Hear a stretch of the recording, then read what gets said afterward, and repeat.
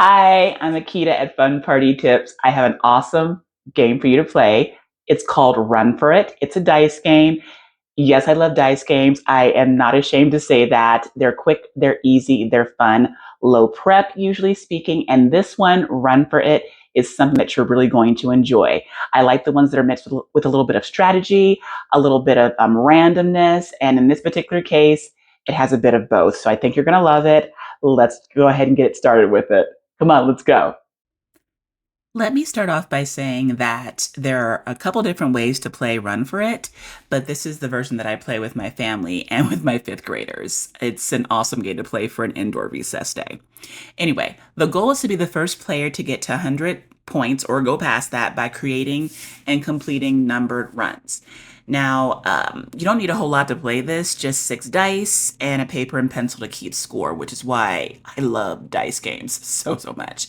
Anyway, what you have to do is if you are playing and you're going first, you roll, and your hope is that when you roll is that you end up with a one or multiple ones. Because if you have rolled at least a one, that means you're able to continue playing. If you don't roll a one at all, and you don't have anything to get this actual party started to get the game going, basically you lose your turn and it goes on to the next person.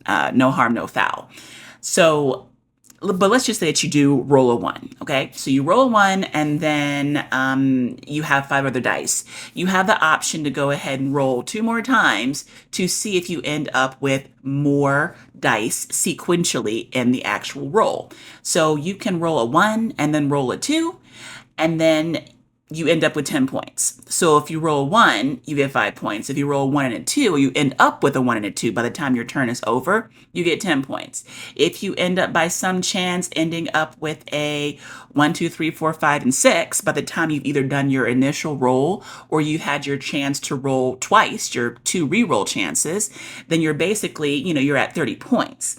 So, like I said, it's a fun game to play. You can do a lot with this, and it goes pretty quickly.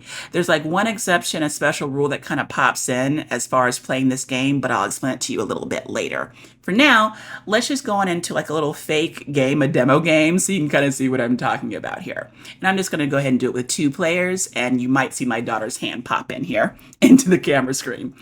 Okay, so player one and player two.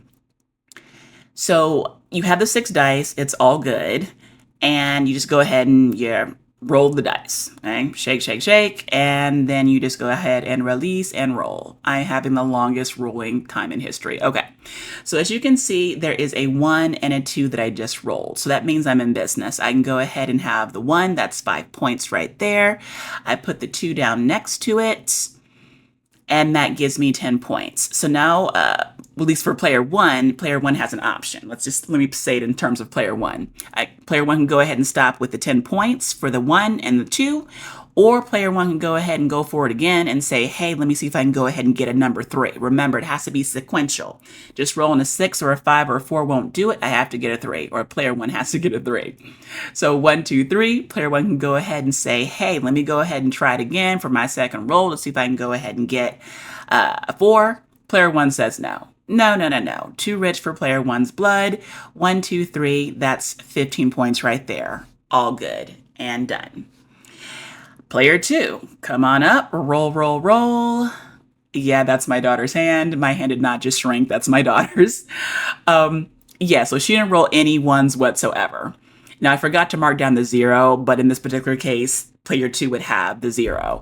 Now, there is a special rule that says that if you, in some gameplays, if you actually roll three of a particular number, but you haven't actually rolled a one, so let's say you roll three fours or three fives or something like that, then you can actually roll again.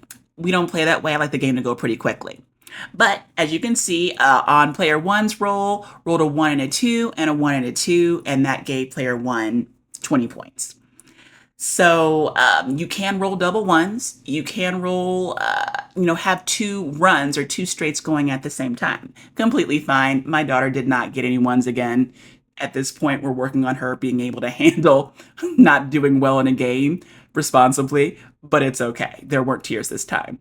So you get the general gist. Like I said, it's a fun game to play, awesome times, and give it a shot. Let me know how it goes.